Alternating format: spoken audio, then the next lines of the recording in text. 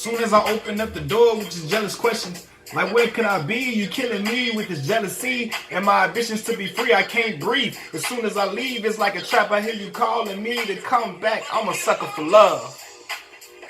Do for love. You got everything. Give up.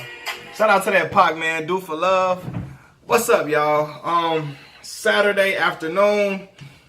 Just got off the phone with my aunt, man, talking about, we just have our regular sports talk from basketball to boxing. Boxing is popping right now. Sean Porter versus Ugas tonight. Sean was 2 pounds overweight, but we're going to see what he could do. But, yeah, man, so NBA talk, right? So right now, of course, as you all know, my favorite player in the game, LeBron, has now he's eliminated from playoff contention. They're not going to be in the playoffs, so this is going to be the first time he's been out of the playoffs, probably, since his second year in the league. Who am I going for now that LeBron is out of it? I'm going to be real with y'all. I'm rooting to see I really want to see what my boy Kyrie Irving, what the kid Kyrie Irving can do, man. I was originally, I was mad, man, when Kyrie left Cleveland. Like, I know LeBron needed Kyrie. I still think that Kyrie should not be the best player on the championship team. I think he should be the second best player on the championship team because I think he is a weapon to get you over the top, not the driving force to get you through any and everything. I don't think Kyrie can carry a team. He can score in phenomenal fashion to get you over the top along with another player, basically. Hence why the Cleveland Cavaliers were always in a lottery before LeBron James got there, even when Kyrie was at the helm, because Kyrie's game, I don't think is suited to carry a team. His game is suited to get you over the hump when you already got a guy there, putting up buckets already. But I'm rooting for Kyrie, man. I think Kyrie is a special talent. I haven't seen a handle like his since Allen Iverson. His handle is absolutely ridiculous. Like, I watch him. That's one player that I really love to see play. I get excited watching him play because you never know what he gonna pull out of his bag of tricks. He got handles like a and one street ball player, like a New York City guard. He from East Coast New Jersey though. Plays with similar fashion like his godfather Rod Strickland. But I really want to see what he can do, man. Because I always said I don't think Kyrie can be the best player on the championship team. But I'm really rooting for him. I love to watch him play. Outside of him, Derrick Rose, Kyrie is my third best, most exciting player I like to watch. After that is Russell Westbrook. But yeah, I really get excited watching those players play. But I really want to see what Kyrie can do, man. He's getting a lot of flack for his treatment of the media. And he's been pretty cold-hearted to the media. I don't like that. I don't like that at all. I really don't. I don't know what he got going on, what he doing, what he going through. But he out of Boston, I believe, after this year. I don't know if they win a chip, it might be different. But I'm rooting for him. But the likelihood is very slim. The likelihood of them winning.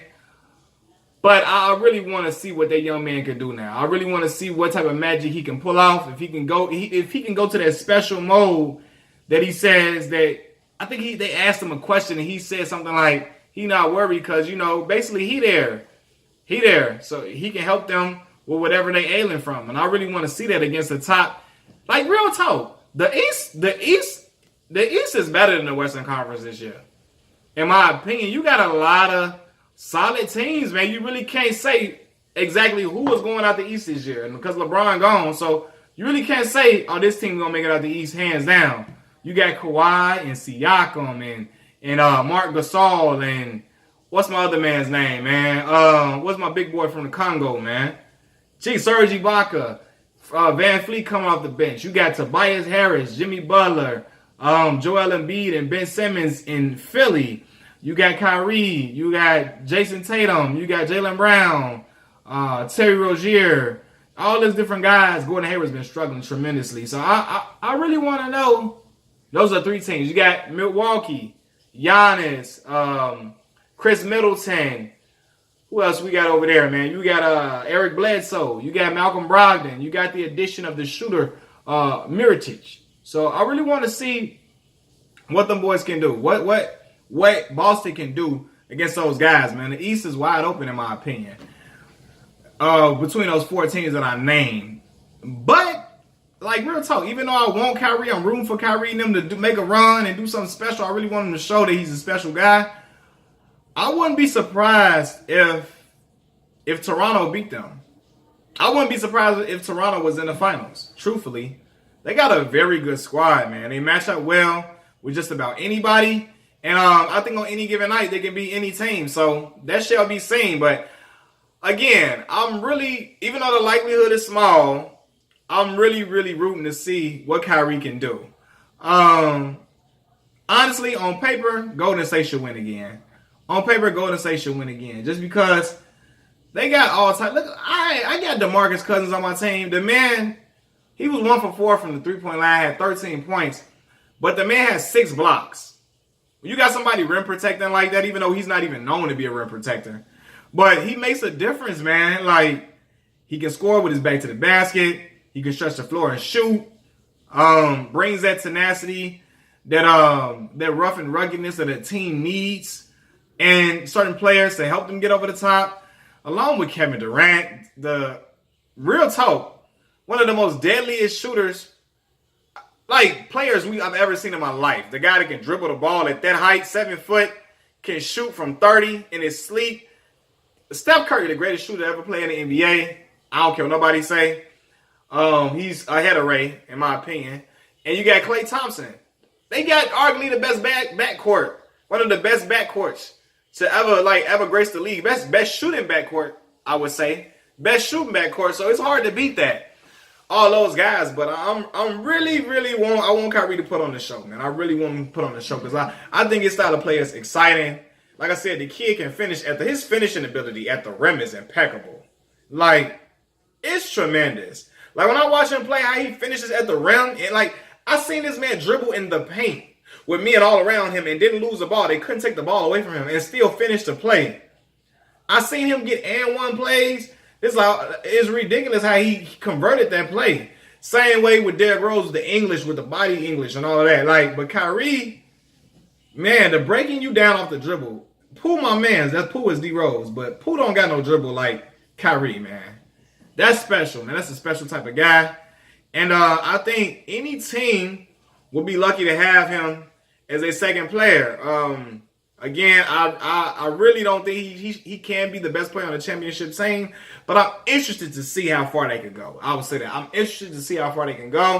I'm going to keep a close eye on Kyrie and the Boston Celtics. And I'm also interested to see what Russell Westbrook and Paul George can do in Oklahoma City as well. I really want to see how far they can go. Got bounced in that first round last year unexpectedly by Utah. I don't know, man. Let's see what can take place this year.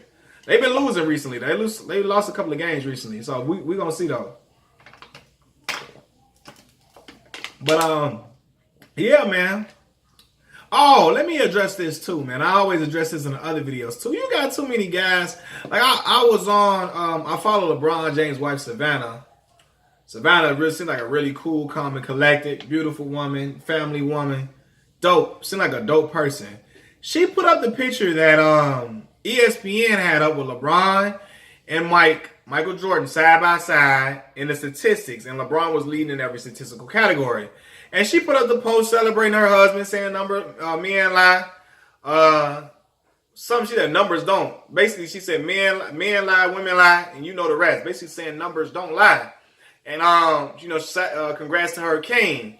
And you got people in the comment section harassing her, calling her all out her name because she's celebrating her husband. How dare you try to put him next to Jordan? And how dare you try to compare him to another guy to talk down on? How you dare you try to talk down on Mike? And she put up the same damn picture that ESPN did.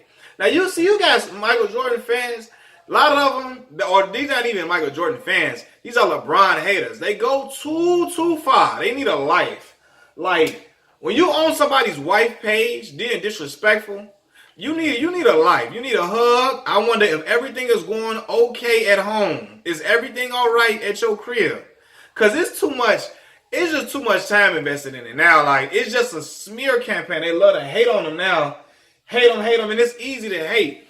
And I'll tell you why is always, hating it's always a hating aspect towards LeBron. People hate when a player is a threat to another player's brand. I'm not going to even say legacy because I don't think LeBron is past Michael Jordan. But threat to their brand. Nowadays, people look at LeBron. The kids today look at LeBron like how the people back then looked at Michael Jordan. Because that is who they saw in their era. That is the guy that they saw be a dominant player, even though he lost. But championships is a team stat. How many championships you win. We saw how great the Chicago Bulls was. When Mike left, they still won only 2 less games when Michael Jordan was there. Only 2 less games. And almost went to the Eastern Conference Finals if it wasn't for a bad call, that Hugh Hollins phantom call. When LeBron left Cleveland, now Cleveland is in an abysmal state. Even with Kevin Love, now you can say Kevin Love was hurt for most of the year. True enough. When Kevin Love was there healthy, they were horrible. Absolutely horrendous. So, championships is a team stat. So, the better teams always win, except when LeBron lost against Dallas. They should have never happened. That's something I didn't like from LeBron. They should have never let the Dallas Mavericks beat them, period. But, other than that, championships is a team statistic. So, when guys pull that out and try to talk down on them, it's the reason why Mike don't embrace LeBron like that. For one, yes, Michael Jordan, like LeBron has used Michael as as inspiration, and he was an idol of his, why he wears the number 23, why he adopted the powder toss, all of that, right? But he didn't live his whole life trying to emulate Mike. Kobe emulated Mike from the way he talked, from the way he walked, from mannerisms. He emulated everything about him.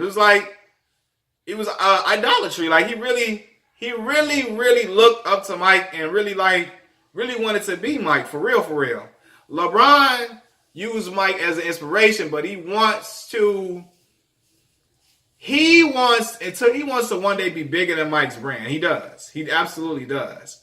And Michael Jordan I don't think he really liked the fact that LeBron wants his brand to be bigger than Mike's. And you got kids who will believe that the brand is bigger than Michael Jordan's, even though Michael Jordan is outselling him in sneakers, that's for sure. But today's kids look at LeBron like people back then looked at Mike. And they never saw Michael Jordan play, so what's fresh in their mind is the latest. And LeBron is the latest guy. He's the latest guy with the it factor. The latest guy that had the league in a chokehold by the fact that he has been the face of the league for the last over 10 years. And I can argue with y'all. Kobe Bryant ain't never been the face of the league. He's been a great player, but I wouldn't really say the face of the league. Like, he's been a great player. Allen Iverson was more of even though they didn't want AI to be the face, he was more of a face than Kobe was because, I don't know, Kobe was eclipsed by the presence of Shaquille O'Neal on his team. That eclipsed him. That really blocked him from being standing forefront because he had this 7-foot lovable guy that was entertaining and had charisma, that was in movies, that was rapping and all of that. And people noticed him everywhere he went. So Kobe really couldn't be the face of the league like that. AI was a small guy. He was the only dude gunner on his team like that. So it helped him stand apart. And he was a person who was of the fray, of the people. He wasn't a guy that people felt like they couldn't be around and they couldn't touch. He was of the people. He was a guy that was accessible and he related more to the common man, if you understand what I'm saying. The common man in the urban community, in the inner cities, where young black boys looked and talked and dressed like him. So I would say that AI was more of a face of the league than Kobe, and LeBron been a face of the league for like the last 10 years. So that's what the young kids gonna gravitate to. Mike was the face of the league, so they like, man, LeBron brand can't be huge. And I think at some point, it's gonna be a point where LeBron sneakers especially when he retires, they're gonna sell. His paraphernalia going to even expand and revenue. People are gonna keep buying his stuff. I think his legend is people. As much as people disrespect LeBron now, I think his legend will grow when he retires, because there's usually the time where everybody admit they was hating, or they take back their hate and say, you know what, he was really an all-time great player, and I never appreciated him while he was here. And then that's what is going to happen. His revenues, all his paraphernalia, going to sell off the roof. It's going to go crazy. I don't know if he ever will eclipse that Jordan brand, because that is just a stamp. I'm not saying it will eclipse that, but he will. His brand will increase. But Mike know that young boy, that young man, is a threat to his brand, so he ain't gonna go. He gonna sell it. He gonna say, you know what, congratulations, but he ain't gonna embrace LeBron like he do Kobe, because Kobe idolized and worshiped the ground he walked on. LeBron definitely celebrates him and definitely grew up like really idolizing him, but as a man, LeBron stands in his own. I don't know, like he wants to stand as his own entity. Even though he wears the number 23 and still adopts the powder toss, he wants to stand in his own entity rather than kind of be like Mike. You know what I'm saying? So at this point in his career. So I think that's kind of why Michael Jordan doesn't really embrace LeBron like he do Kobe. I don't even think it's about, oh, he hasn't won that much yet. I think LeBron could win 6 championships and Mike still wouldn't embrace him like that. Because Mike he not with that, a guy trying to eclipse his brand. Not at all. It's just who he is. For real. Man, I'm thirsty, but yeah, man. Oh, yeah, I got the San Francisco 49ers jacket on and the hat on. Not because I'm a San Francisco fan. I'm really not. But it's the jacket, for one, the jacket was cold when I got it. It was nice. And shout out, at the time, my boy Colin Kaepernick was out there being scrutinized. I'm like, let me put something on for my fraternity brother, remember Kappa Alpha Psi, Colin Kaepernick. So it was cool. Like, I'm like, this 49ers jacket cold. I intended to get a Cap jersey, but I never got a jersey. I gotta get a jersey, man. At the time I was a little broke. I got the jacket and I'm like, I gotta get the jersey, but I ain't never get it. So I gotta get Cap jersey, but and Jerry Rice went to my school, my undergraduate, Mississippi Valley State University. So I guess it was kind of fitting to get it, but it was cold when I saw it. It was a nice jacket. It was. I'm like, this fight, I gotta get that. But yeah. Anyway, man, I think that's pretty much everything I gotta say. Y'all gonna hear me do a commentary on that Mikey Garcia, Errol Spence. I'm gonna do a pre-fight video and a post-fight video for that.